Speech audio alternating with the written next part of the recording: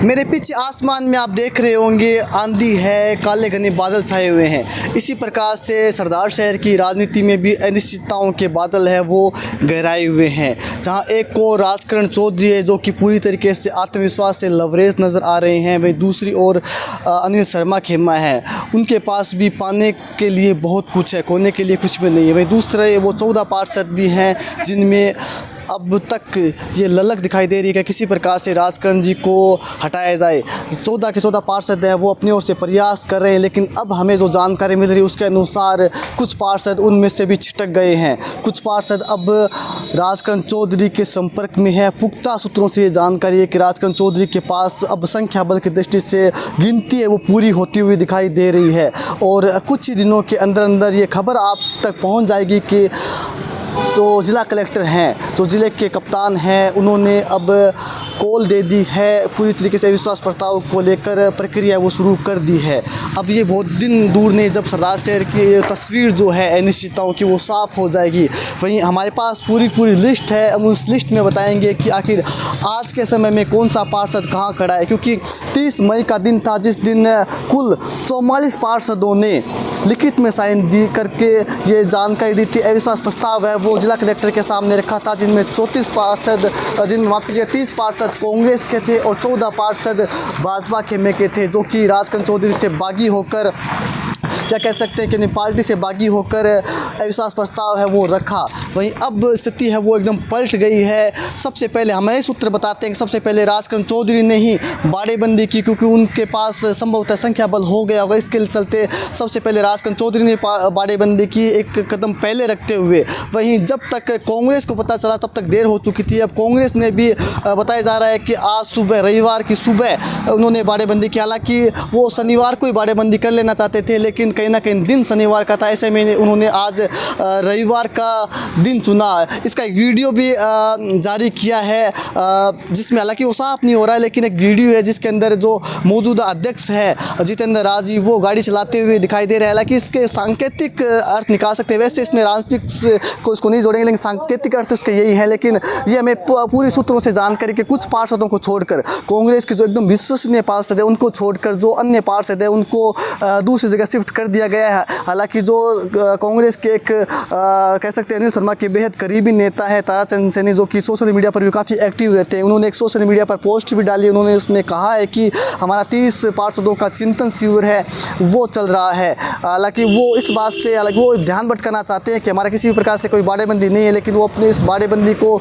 चिंतन शिविर का नाम दे रहे हैं। इसके उल्ट हम बात उन 14 पार्षदों की करें जो कि उसमें साइन किए हुए थे, जिसके अंदर अविश्वास प्रस्ताव के अंदर जो कि चाह रहे थे कि किसी भी प्रकार से राजकरण चौधरी हट जाए। वो 14 पार्षद आज भी सरदार शहर में हैं। हमारे सूत्र बताते हैं कि जो उनके नेता हैं जिनके कहने पर ये पूरी प्रक्रिया की गई, वो अब एकजुट इन 14 पार्षदों को नहीं कह पा रहे हैं। हालांकि ये सूत्रों से जानकारी, ये पुख्ता खबर नहीं है, लेकिन हमारे सूत्र ये बता रहे हैं कि उनके पास वो संख्या बल 14 का वो अब नहीं रहा है, वो संख्या बल है वो घट गया है। जबकि 30 मई को जब अविश्वास प्रस्ताव रखा गया था तो कांग्रेस की ओर से या फिर जो 14 पार्षद थे उनकी ओर से ये कहा गया था कि अब तक तो केवल 44 पार्षद हैं, 30 कांग्रेस प्लस 14 बीजेपी, लेकिन ये तारीख है वो और बढ़ सकती है, 50 तक आंकड़ा पहुंच सकता है। लेकिन ये पार्षदों की संख्या है वो अब घट रही है।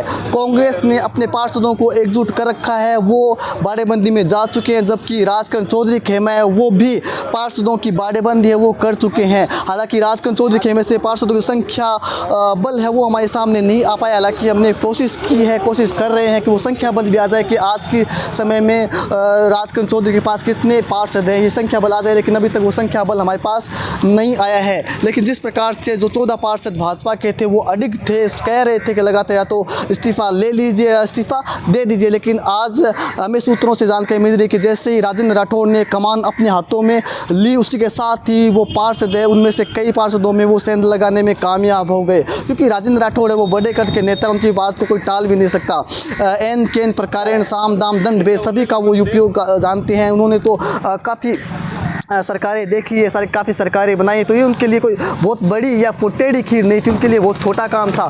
हालांकि शीर्ष नेतृत्व लगातार उन 14 पार्षदों को मान मनोबल में लगा हुआ था, लगातार उनको समझाइश में लगा हुआ था, लेकिन वो पार्षद टस से मस नहीं हो रहे थे। तो पूरी गेंद है वो शीर्ष नेतृत्व में ने राजेंद्र राठौड़ के पाले में डाल दी। अब राजेंद्र राठौड़ हैं वो कहीं ना कहीं इस पूरे के पूरे प्रकरण में हाथ डालते ही ये तस्वीर है वो एक प्रकार से साफ हो चुकी है। मुझे लगता है कि 14 पार्षदों ने जिन्होंने ठाना था कि राजकरण चौधरी को मौजूदा परिस्थिति से हटा दिया जाए, सभापति कुर्सी से हटा दिया जाए, मुझे लगता नहीं है कि वो इस अभियान में कामयाब होंगे। जहाँ तक मेरी समझ कहती है, जहाँ तक मैंने राजनीति को परखा है, जाना है, समझा है पिछले 8-9 सालों से, मुझे लगता है कि राजकरण चौधरी है वो अपनी कुर्सी को अब सेव कर चुके हैं। उनको किसी भी प्रकार से उनकी कुर्सी को कोई खतरा नहीं है, क्योंकि मेरे सूत्र मुझे बता रहे हैं कि अब जो 14 पार्षद थे उनमें गिनती है कुछ कम हो चुकी है। 14 पार्षदों में गिनती है वो अब वो 14 पार्षदों की नहीं रही, उसमें सेंध है कहीं ना कहीं राजकरण चौधरी खेमा लगाने में कामयाब हो चुका है। राजकरण चौधरी अपनी कुर्सी बचाने में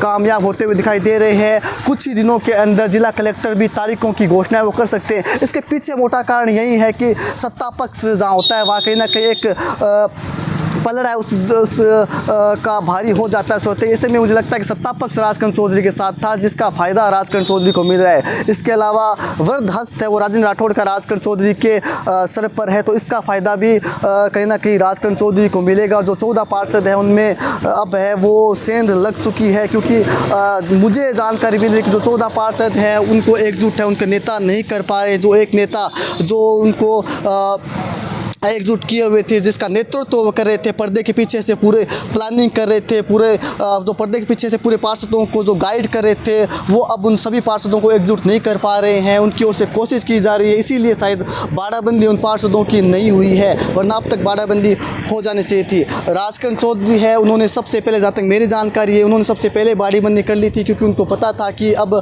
खेल आखिर किस दिशा में जाएगा, आखिर जो घड़ी का सुआ है वो कहाँ घूमेगा। अब उनकी ओर से बाड़ीबंदी कर ली गई है।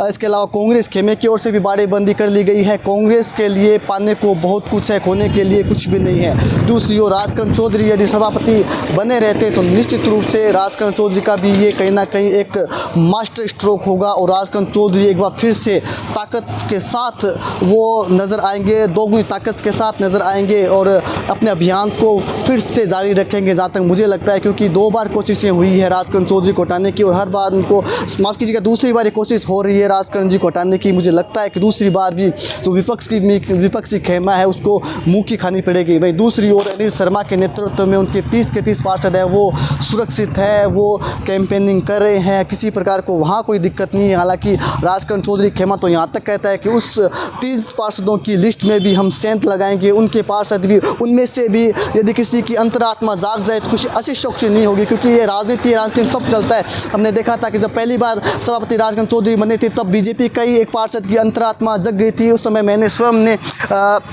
स्वर्गीय पंडित भंवरलाल शर्मा जी का इंटरव्यू किया था। उन्होंने कहा था कि अंतरात्मा वो जग जाती है, और मैंने खुद ने वो इंटरव्यू किया था। तो ऐसे में कोई बड़ी बात नहीं है यदि किसी पार्षद की अंतरात्मा जाग जाए। हालांकि आज की तारीख में अनिल शर्मा जो कि विधायक है वो अपने सभी पार्षदों को एकजुट किए हुए हैं। वो भी कहीं ना कहीं निश्चित रूप से वो भी उन्होंने भी दिखाया कि किस प्रकार से विपक्ष खेलने को धराशायी किया जाता है। बिना किसी मौके के उन्होंने विपक्ष जो भाजपा के अंदर है वो सेंध लगाई, भाजपा के 14 पार्षदों को मनाए। निश्चित रूप से उन्होंने भी अपनी राजनीति का लोहा है वो बनवाया है। वही दूसरी ओर 14 पार्षद है वो यदि इस पूरे के पूरे अपने अभियान में सफल नहीं होते तो निश्चित रूप से उनकी पॉलिटिक्स है वो किस ओर जाएगी, तो भविष्य के घर में, क्योंकि जिसके हाथों में वोट होते हैं उसकी पॉलिटिक्स जिंदा रहती है। जिसके पास वोट होगा, जिसके पास जनता का सहयोग होगा, जनता का आशीर्वाद होगा, उसकी पॉलिटिक्स को कुछ नहीं होता है। लेकिन जिसके पास जनता का आशीर्वाद नहीं होता है उसकी पॉलिटिक्स गर्त में चली जाती है। तो देखना दिलचस्प होगा कि आने वाले समय में किसके सितारे बुलंद होते हैं और किसकी पॉलिटिक्स है वो